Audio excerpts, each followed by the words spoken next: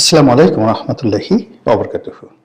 সম্মানিত দর্শক, জনাব তারেক রহমান সাহেবের আগমনের পর থেকে নানা রকম বালা মুসিবত, বিপদ আপদ জামাতকে ঘিরে ধরেছে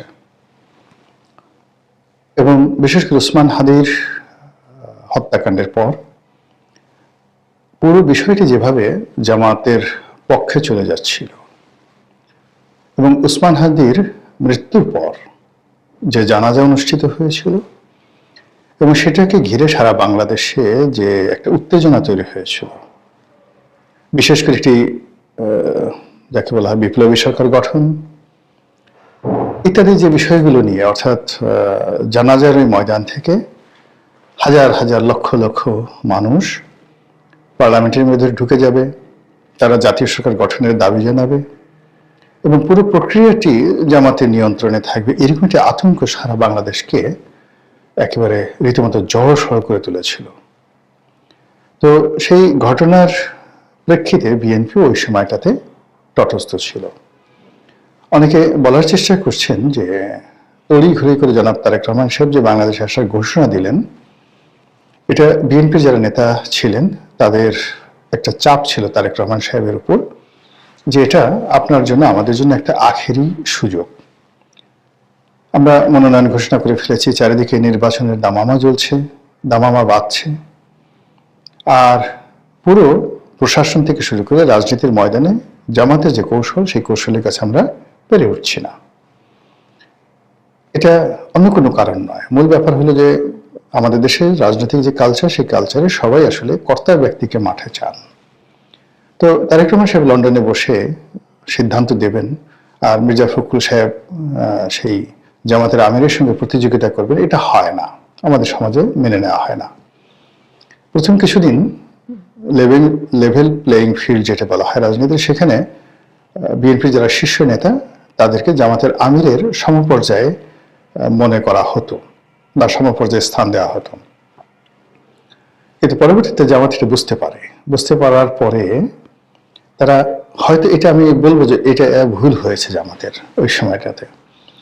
মানে জামাত এই প্ল্যাটফর্ম থেকে তাদের আমিরকে সরিয়ে নিয়ে আসে এবং তাকে সুপ্রিম কমান্ডার হিসেবে বা খমেনির মতো, আয়াতুল্লাহ আলী খামেনির মতো তাকে আধ্যাত্মিক নেতা হিসেবে বসিয়ে রাখে এবং তাদের দ্বিতীয় টায়ার বা দ্বিতীয় সারির যে সকল নেতা রয়েছেন, সেই আবদুল্লাহ মোহাম্মদ তাহের ডাক্তার, তাকে দিয়ে সব কাজ করেন। এমনকি জামাতের সেক্রেটারি জেনারেল মিয়া গোলাম পারওয়ার, তো মিয়া গোলাম পারওয়ারকেও তারা সুপ্রিম কমান্ডার হিসেবে সামনে নিয়ে আসে। তো ওটা কয়েকদিন, মাস দুয়েক এটা দেখতে খুব ভালো লেগেছে, জামাতের আমিরের সম্মান বেড়েছে, মর্যাদা বেড়েছে, কিন্তু বিএনপিকে সেই বিকল্প চিন্তা করার সুযোগ দিয়েছে এবং বিএনপি তখন চিন্তা করেছে যে না, মাঠে যদি জামাতের আমিরকে ফেস করতে হয় তাহলে তাদেরকে অবশ্যই নেতা নির্বাচন করতে হবে এবং তারেক রহমান সাহেবকে দেশে আসতে হবে। তো তারেক রহমান সাহেব আসলে যেটা বিপ্লব হবে, এটা আমরা অনেক আগে, এমনকি যখন 2012-13 সনে সেই পার্লামেন্ট চালু ছিল, বিএনপি পার্লামেন্ট ছিল, বিএনপি নেতারাও কিন্তু গর্ব করে বলতেন যে এমন একটা সময় আসবে যখন তারেক রহমান সাহেব আসবেন এবং সকল বাধা বিপত্তি সব দূর হয়ে যাবে।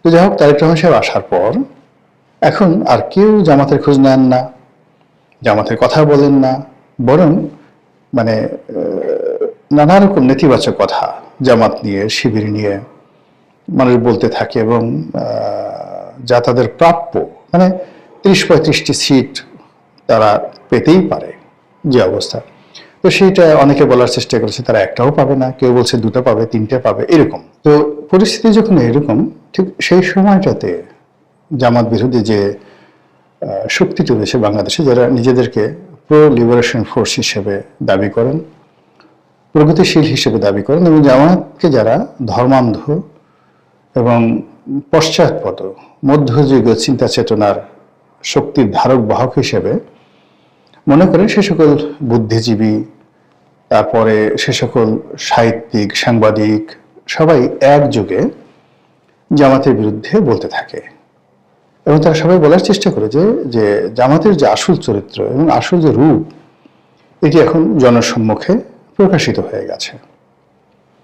আর এই কারণে বিশেষ করে ডেইলি স্টার এবং প্রথম আলোর এই ন্যাক্কারজনক ঘটনার পর জামাত ভবিষ্যতে কি করতে পারে এবং তারা কতটা নির্মম হতে পারে, নিষ্ঠুর হতে পারে, এটা এখন জনগণের কাছে ওপেন হয়ে গেছে। এবং তখন তারা বলার চেষ্টা করছিল যে এখন যদি কোনো ইলেকশন হয়, এবং বিশেষ করে জগন্নাথ বিশ্ববিদ্যালয়ের যে ছাত্র সংসদ নির্বাচনের কথা হচ্ছিল, তো সেটা নিয়ে সবাই বলার চেষ্টা করছিল যে এখন যদি নির্বাচন হয় জামাত সেখানে জয়লাভ করতে পারবেন। এবং আপনারা জানেন যে ইতিপূর্বে রাজশাহী বিশ্ববিদ্যালয়, জগন্নাথ বিশ্ববিদ্যালয়ের আগে যেটা রাজশাহী বিশ্ববিদ্যালয়ের ছাত্র সংসদ ডাকসু এবং জাহাঙ্গীরনগর বিশ্ববিদ্যালয় জাকসু, এই নির্বাচনে জামাত ভূমিধস বিজয় লাভ করেছে। এবং এগুলো ছিল জনাব তারেক রহমান সাহেব বাংলাদেশে আসার আগে। তো তারেক রহমান সাহেব বাংলাদেশে আসার পরে যেহেতু একটা রাজনৈতিক পরিবেশ পরিস্থিতি তৈরি হয়েছে, একটা আলাদা ভাইব তৈরি হয়েছে, ছাত্র দলের যারা নেতাকর্মী রয়েছেন তাদের মধ্যে একটা উদ্দীপনা চলে এসছে। এবং আমাদের দেশে যে ক্ষমতা কেন্দ্রিক রাজনীতির যে একটা ভাইব থাকে, যে ক্ষমতা যেদিকে সেদিকে সাধারণত ভোট যায়, তো সেটা জগন্নাথ বিশ্ববিদ্যালয়ের যে ছাত্র সংসদ নির্বাচন সেখানে হবে এই ভরসা করে যারা বলেছিল তাদের সবার মুখে চুনকালি। নির্বাচন হলো, সেই নির্বাচনে শিবির আগের মতো জয়লাভ করলো, ঢাকা বিশ্ববিদ্যালয় অন্যান্য বিশ্ববিদ্যালয়ের মতো জয়লাভ করলো, এবং এখানে ছাত্রদল কিছুই করতে পারলো না।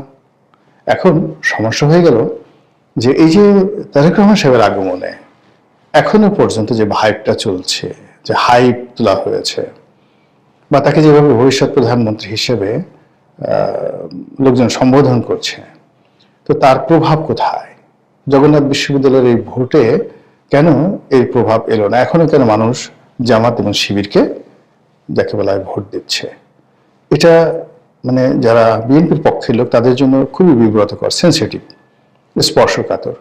আর তারেক রহমান সাহেবের জন্য আরো বিব্রতকর যে এই প্রথম যে একটা নির্বাচন হলো জগন্নাথে, এখানে তারেক ম্যাজিক শো করা গেল না, অথচ এটা খুব দরকার ছিল, যে কোনো মূল্যে এই বিজয়টা দরকার ছিল। এখন মির্জা ফখরুল সাহেব বলছেন যে আমরা গবেষণা করছি বা গবেষণা করব। তো গবেষণা করতে তো অনেক সময় বছরের পর বছর লাগে, নির্বাচন তো আর মাত্র বেশি দিন নেই, ফেব্রুয়ারি মাসের 12 তারিখে যদি নির্বাচন হয় 1 মাসও তো নেই। তো সেখানে আপনি এখন এই গবেষণা করে আপনি কি করবেন বলেন? তো এই গবেষণা তারা করবেন। আর অন্যদিকে জামাতের যারা লোকজন তারা আবার তাদের যে পাক বা পাখনা এরা ঝাপটা দিচ্ছে যে এত কিছুর পরেও আবার মানুষ শিবিরকে ভোট দিল। মানে এরা তো যেন তেন মানুষ নয়। জগন্নাথ বিশ্ববিদ্যালয় এই মুহূর্তে বাংলাদেশের শ্রেষ্ঠত্বের দিক থেকে দ্বিতীয় পর্যায়ের, মানে দ্বিতীয় সেকেন্ড ফেমাস ইউনিভার্সিটি। ঢাকা বিশ্ববিদ্যালয়ের পরেই তাদের অবস্থান। একসময় জাহাঙ্গীরনগর ছিল, কিন্তু এখন জগন্নাথ বিশ্ববিদ্যালয়, এবং ঢাকা একেবারে কেন্দ্রে। এবং জগন্নাথ বিশ্ববিদ্যালয়ের যে ক্ষমতা, আশেপাশে ধরেন যেগুলো কলেজ রয়েছে, সরওয়ার্দী কলেজ, তারপরে কবি নজরুল কলেজ, এরপরে পুরনো ঢাকাতে যত প্রতিষ্ঠান রয়েছে, যত ব্যবসা বাণিজ্য রয়েছে, এখনো তো বাংলাদেশের যে ইকোনমি, সেই ইকোনমি মূলত পুরনো ঢাকা থেকে নিয়ন্ত্রিত হয়। আমাদের কোর্ট কাছারি অফিস আদালত সব পুরনো ঢাকাতে।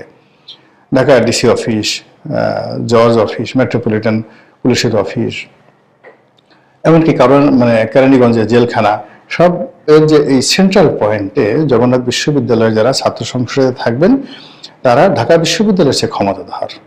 বিকজ অল কমার্শিয়াল যে স্পেসগুলো রয়েছে এবং কমার্শিয়াল হাবগুলো রয়েছে, কমার্শিয়াল অপরচুনিটিসগুলো রয়েছে এবং অ্যাডমিনিস্ট্রেটিভ যে হাবগুলো রয়েছে সব কিন্তু ওই জগন্নাথ বিশ্ববিদ্যালয় কেন্দ্রিক। এবং ওখানে যারা নেতা হবেন তারা ইচ্ছা করলে অনেক কিছু করতে পারেন। এবং অর্থনীতির একেবারে চাকা না, ঠিক হৃৎপিণ্ডটা। ইসলামপুর ধরেন, বংশাল, তারপরে মিটফোর্ড, নবপুর, এই পুরো অঞ্চলটা তো জগন্নাথ বিশ্ববিদ্যালয়ের যারা নেতা তাদের কথা মতো চলে। সদরঘাট তাদের কথা মতো চলবে, গুদারাঘাট তাদের কথা মতো চলবে, কেরানীগঞ্জ তাদের কথা মতো চলবে। তো কাজে সেই জায়গাটাতে জামাত ঢুকে গেছে একেবারে ঢাকার গেটওয়ে, সব কমার্শিয়াল গেটওয়ে। পাশে বাংলা বাজার আছে, বাংলা বাজারের পরে আলু বাজার আছে, বেগম বাজার আছে, মানে যত পাইকারি বাজার আছে কাঁচামাল থেকে শুরু করে সবকিছু এখনো পর্যন্ত ওই এলাকা নিয়ন্ত্রণ করে।